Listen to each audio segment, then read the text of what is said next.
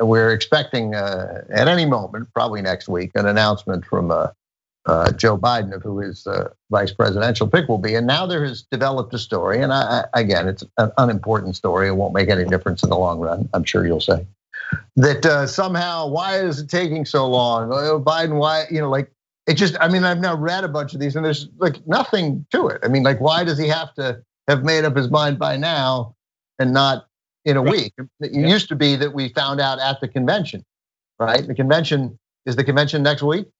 Yeah, it's next week. It would have been, in a couple of weeks, yeah. So I mean, it still would be before the thing, and there's not a real convention now anyway. And what does it matter whether he's like, oh, he usually have it down to 3 people and he's got it down to 5 or 6?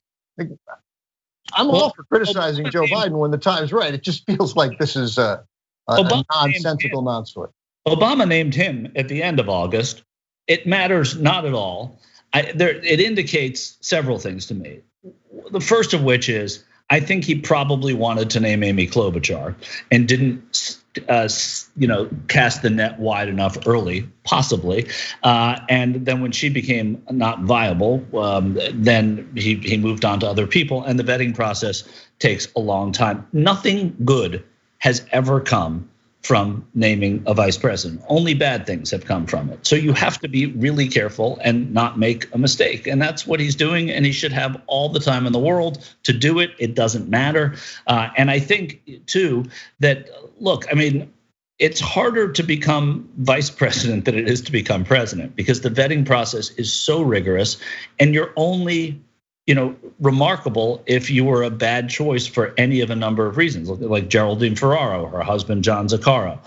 You look at Tom Eagleton going way back. Turned out he was easy. Yeah, that's getting a little close to home. Cutting a little harsh, Michael. All right, I'll come back to there are others. Well, John Edwards almost. I mean, there are lots of Dan Quayle, right?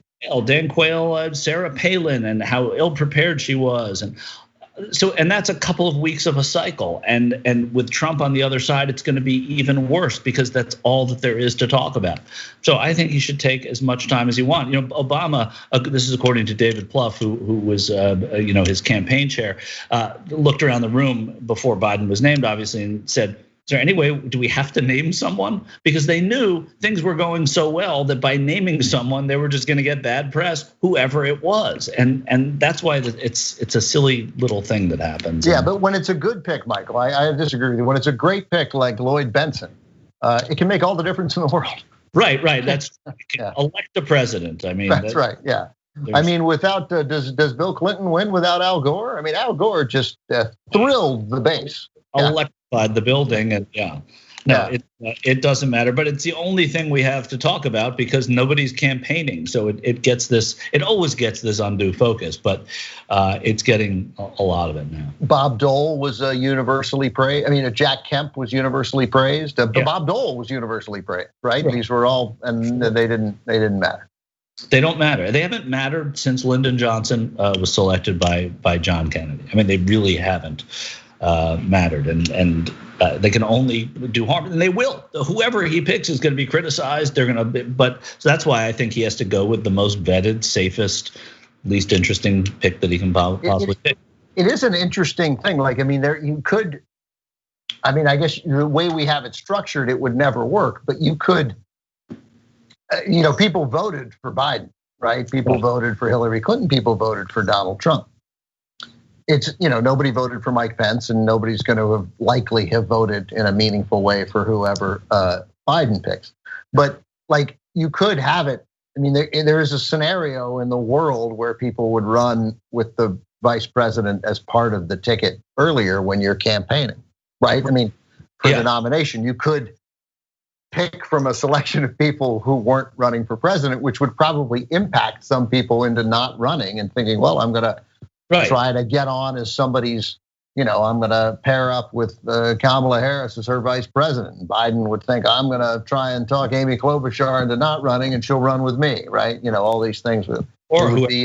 second you could do. I mean, there are all sorts of different ways you could do it, and many have been, or a handful have been done in this country before already. And picking it at the convention used to be a pretty good thing too. Yeah, we do things a certain way, and we think that they're a great way, and they're just the way we've done it. I mean, we've learned how enormously flawed we are in so many ways in this last year, for no other reason than 4% of the world's population and 25% of the coronavirus cases and 25% of the deaths. I'm pretty sure the deaths don't come from extra testing. No, right. Yeah, and also, I mean, the microscope is bigger now because more people are talking about it. People weren't talking about it as much back then. So you'd name your vice presidential running mate. The nightly news would have it for a while. The papers would have it for a while. Then talk radio started. Then the internet. Then social media. And now people who would have been talking or paying attention to the vice presidency are, and maybe that's a good thing, but it still doesn't matter. All right, thanks for watching this free clip of Old School. Don't forget to become a TYT member today for the rest of the show and for more exclusive content throughout the network. Join now at tyt.com/join.